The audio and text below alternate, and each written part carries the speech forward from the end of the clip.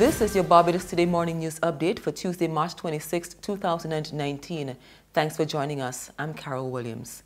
Details are being released about government's bus fare discount program. It's coming from Prime Minister Mia Mottley as many commuters cry out about the plan to hike the fare from $2 to $3.50 from mid-next month.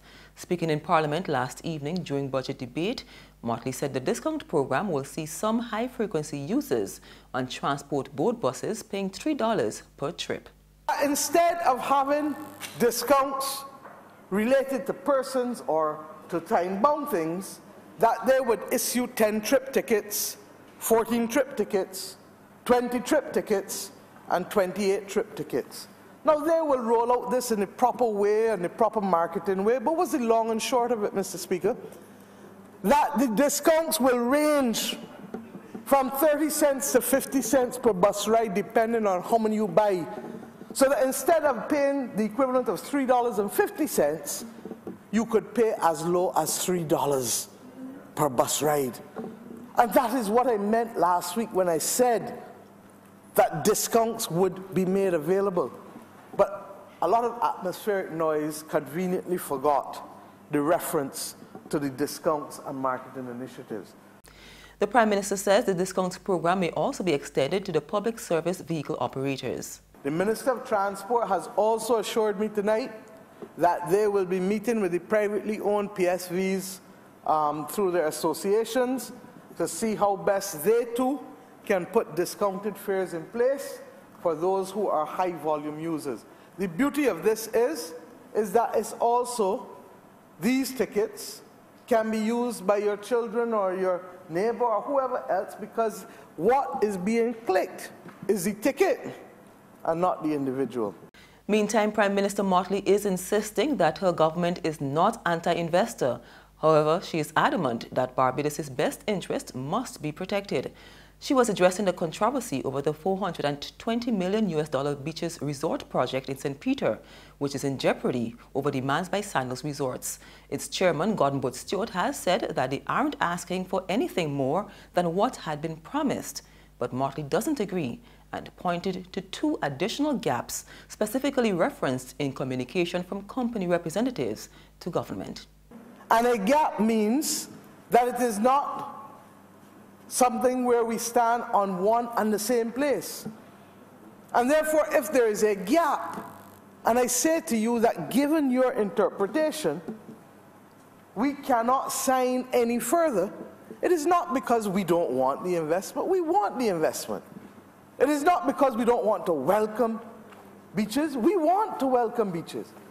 But it is that we cannot, as a sovereign nation, go any further.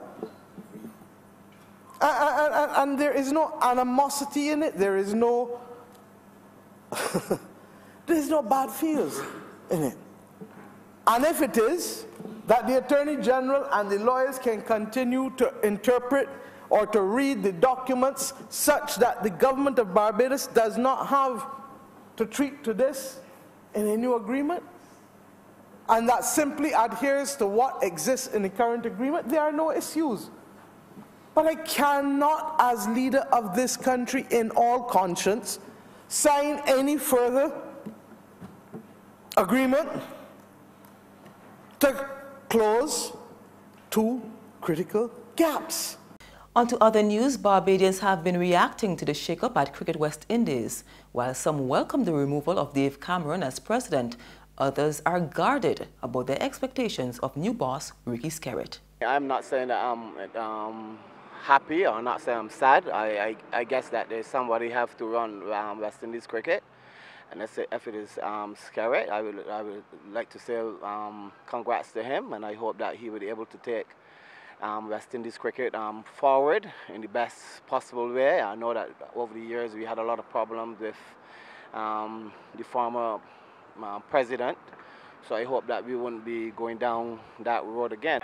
I think that wherever there's change, there is hope that people can be made accountable and that you can redress certain situations. I think that anyone who holds a position for too long, after a while, that person can become complacent, or that person may behave with impunity.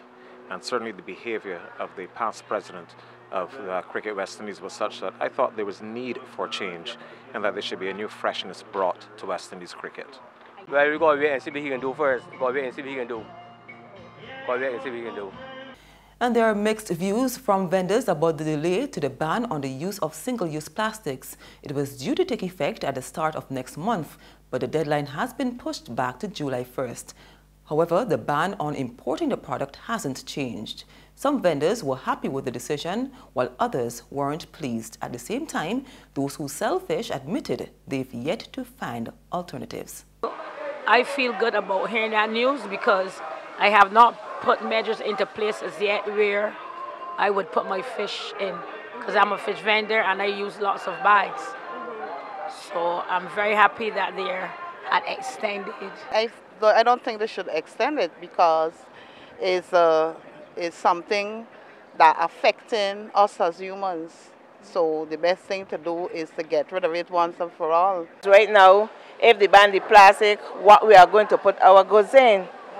We cannot use the massy bag as they want we to use. The massy bag can't help us. So when they take away all the plastic from us, we can't put the fish in plate in our bowl to give the people. It will affect we a lot it will affect we. I don't think that is a nice thing to do. They always talk about going green and they always try to use different alternatives, but the alternatives that they require are more expensive. It's just like the same thing they tell you, eat healthy. But how can you tell people to eat healthy when the alternatives to eating healthy are expensive? People's pockets is only so small, the disposable is only so small.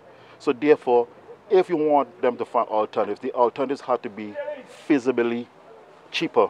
Even not, if it's not cheaper, but not more expensive. There's regional and international news after this short break.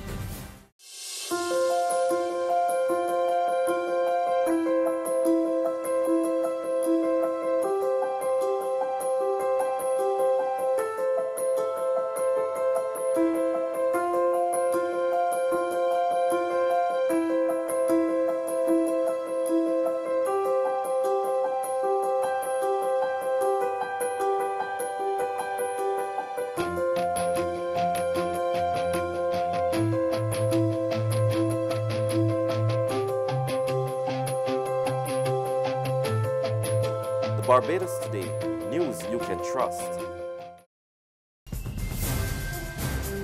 Over to the Bahamas, where an industrial impasse continues over a new shift system for nurses.